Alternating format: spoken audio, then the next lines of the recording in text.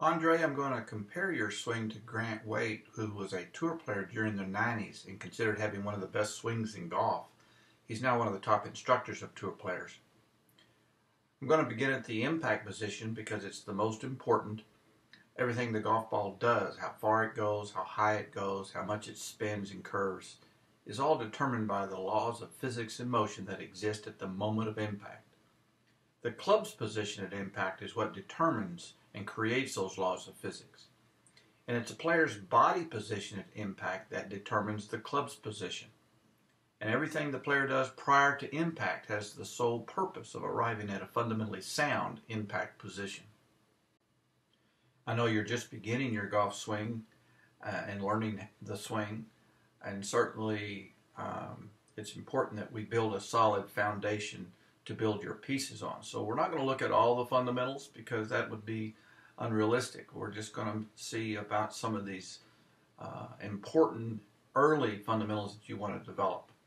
As we look at you in impact, there's really some remarkable similarities between your position and Grant's. You have a lot more weight on your front foot than you do your back foot. That's going to help put the low point of your swing in front of the golf ball. Your hands are forward so that you can hit down into the golf ball and keep that low point in front. Your left arm is nice and extended and straight. That looks really good. So you have already developed a strong sense of getting into that forward position at impact. So that's excellent.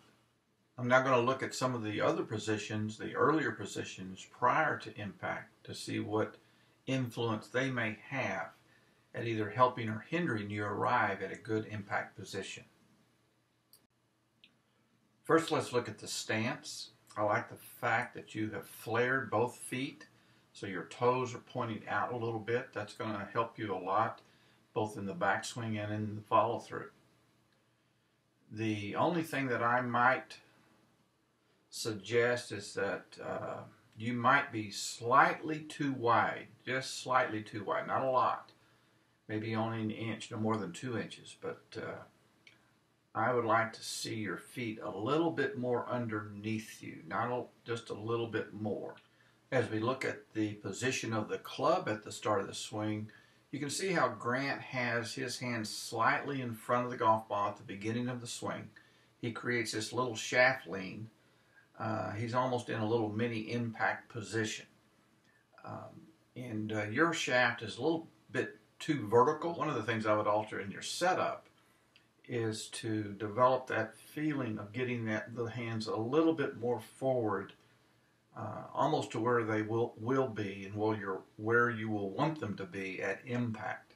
Create a little bit more shaft lean at the start of the swing. As far as your weight distribution between the feet, you, like Grant, have set up a little bit more weight on that front foot, which is what you want to do. That helps set the low point in front of the golf ball. So you have about 55% of your weight on that front foot, just like Grant does. So that's excellent.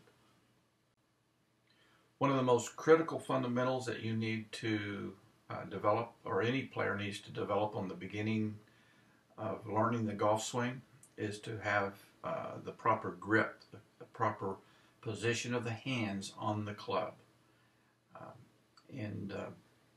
From this distance, I don't have a close-up of your grip, but there appears to be that your left hand, the glove hand, is a little too weak, in a weak position, and that's going to create some problems in developing a good golf swing.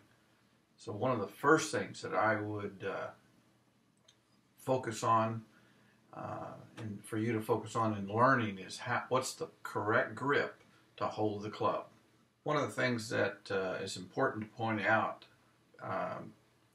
that you are doing so well is the arms here are nice and extended, and more importantly, the rotation of the arms. You have your elbows pointed down and the creases in your elbows pointing up. There are many players that have been working on their swing longer than you have, and they still have not developed this position, and you're starting out with an extremely fundamentally sound position of your arms at the address positions. That's just super. I'm now going to start the swing back, so you can see the backswing going from position 1 to position 3. I'll do Grant first. You can see how as Grant goes back, 3 positions when the left arm is parallel to the ground. As Grant goes back, he stays on his left side. He's not rocking or moving to the right. Both feet remain flat on the ground. He's just turning his hips and shoulders, but this blue line coming off his left foot, his forward foot, is still right on his knee and his hip and his shoulder. So he's rotating around his left side. This golf swing is a stable axis golf swing.